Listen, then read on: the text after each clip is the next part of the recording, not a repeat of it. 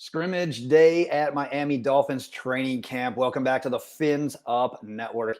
It's Ben Morgan, and what we saw from the scrimmage today is the offense not looking near as crisp as they had the 2-3 practices leading up to this. I'm going to show you a video here in a second of Tua kind of laying into the offense following the scrimmage because obviously he was not happy with their performance.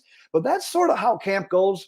You have days where the offense looks good. You got days where the defense looks good.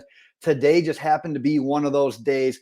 Overall went to the defense. But at the end of the day, you just want competitive practices. You want competitive reps, whether they're one-on-ones, whether they're team drills. You want competitive reps. You want a little bit of a balance. But Vic Fangio was the winner today. Today definitely went to the defense.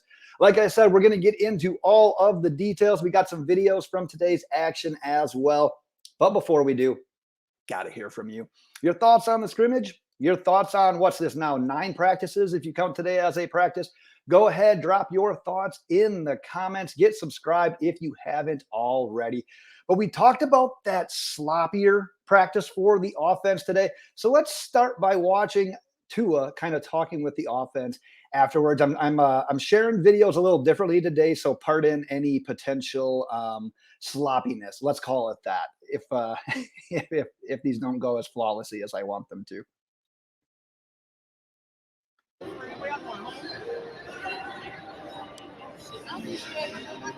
Yeah, Tua's pissed, man. Yeah, Tua's pissed, man. Tua was not happy with his offense.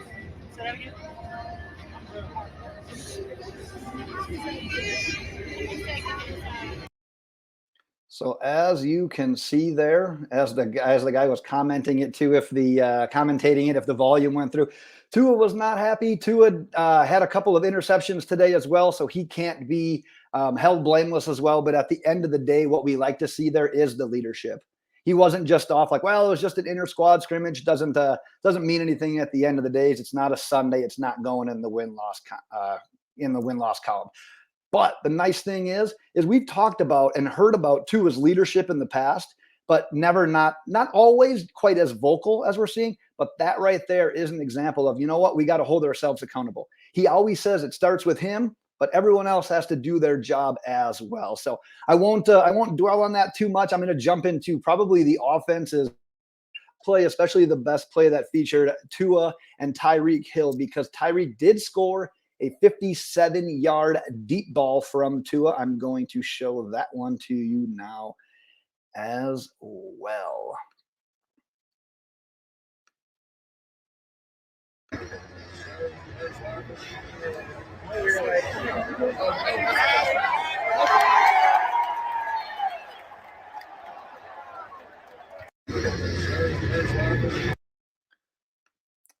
So obviously not ideal by Tyreek there, just kind of walking into the end zone and doing the whole Deshaun Jackson. Actually, I guess Deshaun Jackson dropped the ball. Tyreek actually had it knocked away. But you know, if that's happening on a Sunday, he is sprinting into the end zone. He's probably throwing up one of these, and he's going in for 6. Do the crap right now in training camp, in scrimmages. But hey, let's not do that on Sundays. Not worried about it regardless. Love to see those guys connecting as well. A little bit of a quieter camp for Tyreek. Like I've said in those previous videos, not super worried about it. We've seen right there that even when the offense isn't clicking, when it's not completely in sync, they've got the firepower, they've got the speed to really strike at any point in time. We saw that last year in the 49ers game. Tua was missing throws. The timing was off with everyone. They got right back into it because of a deep ball like that to Tyreek where he scored. Let's move on to Jaylen Waddle.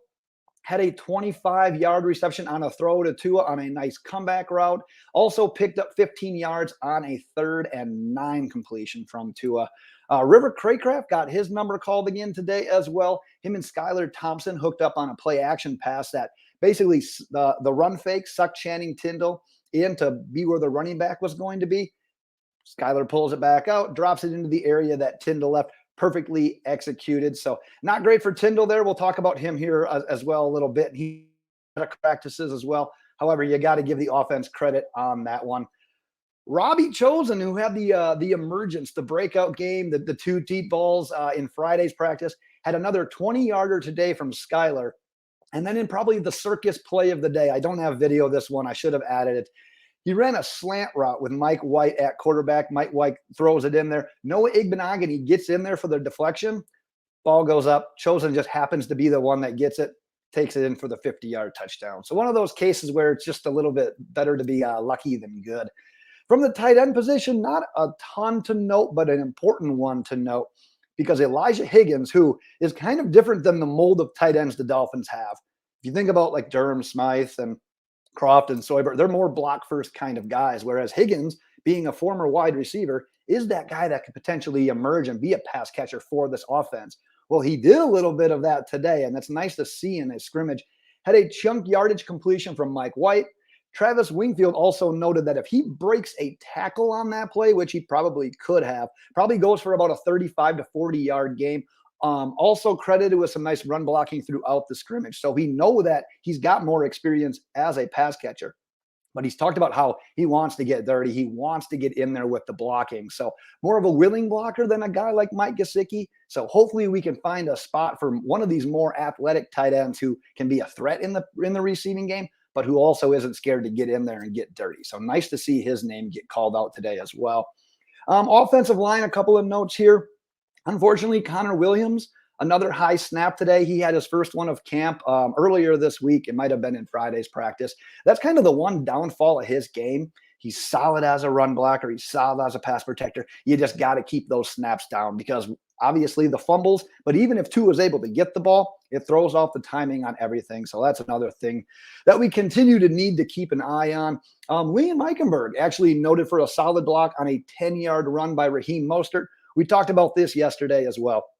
That starting left guard spot, as of right now, is coming down to Liam Eichenberg and Isaiah Wynn. And there were a lot of reports out there today that Liam Eichenberg's kind of getting pushed around. Looks like he's playing in Sam sometimes. Just not quite clicking yet for him. But McDaniel, Greer, they've still got faith in him. They still want him to be competitive and win this job. Look out for Isaiah Wynn nipping at the heels. Let's talk about the defense, the winners of the day. Christian Wilkins wearing the orange jersey, doing what he does all of training camp last year, all of training camp so far this year, all of last season. We got to get this guy paid. Every time I watch him, I'm just like, yeah, I don't want to live without Christian Wilkins. I need him on this team.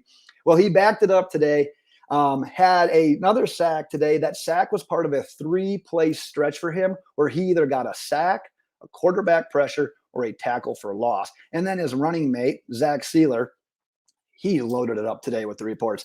Tackle for loss on a Chris Brooks run. Had another tackle for loss later in practice where he actually beat Connor Williams. So that was against the ones. And then he had a batted down pass at the line of scrimmage from Tua as well. So doing it all sorts of ways as him and Wilkins do. Love to see that. And then one I was really excited to see about. Jaylen Twyman, who a couple of people are saying, you know what, he might be the one that rocks that orange jersey in the next practice because he had 2 sacks today. That's now back-to-back days with at least 1 sack. And like I said, it would just be nice to have another interior defensive lineman emerge. We need a little bit more depth at that position. We feel comfortable with the main 3, Wilkins, Sieler, Raekwon Davis. Want another one? And hey, if it's Jaylen Twyman, I don't care. If he's going to perform like he did today, we'll find a spot for you.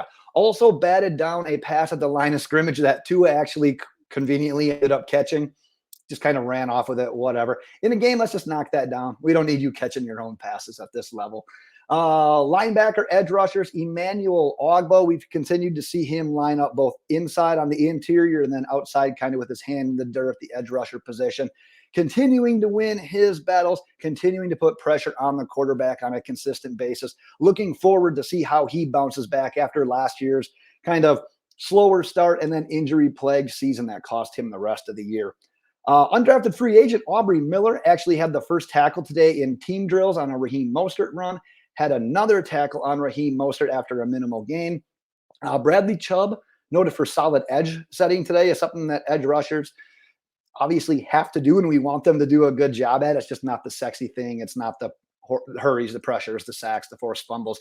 But noted for setting up, shedding blockers, getting the tackles in the run game, and him and Jalen Phillips have just been doing that throughout camp. So an underrated part of the position that Chubb and Phillips have excelled at.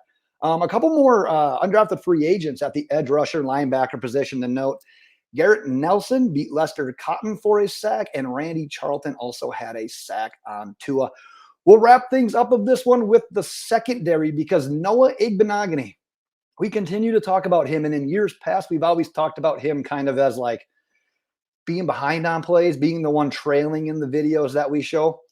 It's been a little different this year, and he's really showing that, you know what, maybe he deserves a spot on this team's 53-man roster as he enters his last year on a contract anyways with the Dolphins. Added interception versus Tua on a play to Tyreek. I actually have that video as well. I will pop that one up here. You can see that it was a bit of a miscommunication more than anything.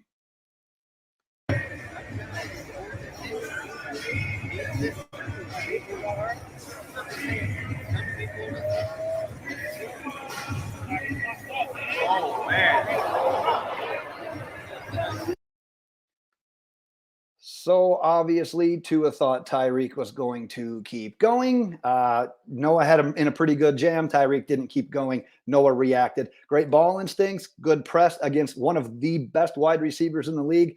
Tip your cap to Noah when he does good. Just hope he continues to do it. Like I said yesterday, I'm not holding my breath. I'm not crossing my fingers. I'm not doing any of that stuff. We've seen a lot of Noah Igbinoghene. But hey, when he makes a play, we'll give him his props. Cam Smith did dress today, so nice to see that after he missed most of practice on Friday. So good to see that there's nothing serious there. Elijah Campbell had an interception on a ball that actually another cornerback had popped up in the air on a throw from Skylar Thompson.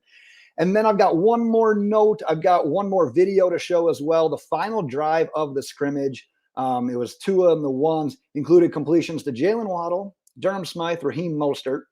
Then Eli Apple had a pass breakup, a 15-yard completion to Jaylen Waddle, an incomplete pass to Cedric Wilson where he had fallen down. Tua hit Durham Smythe for 15 yards. And then practice basically ended on an interception by Eli Apple against Tua. And I'm going to show you that one here as well.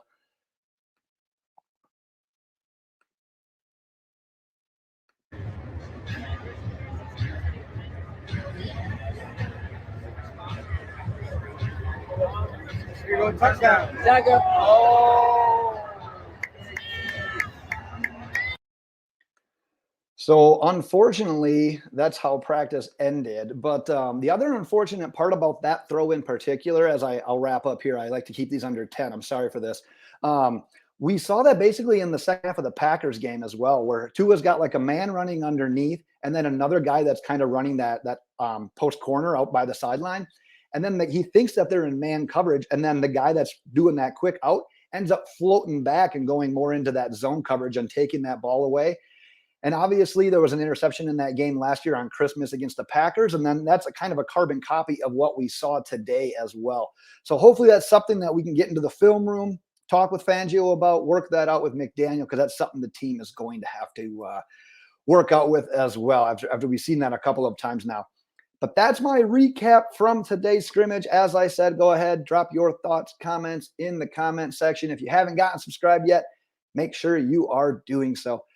That's what I've got for today, Miami Dolphins fans. Until next time, fins up.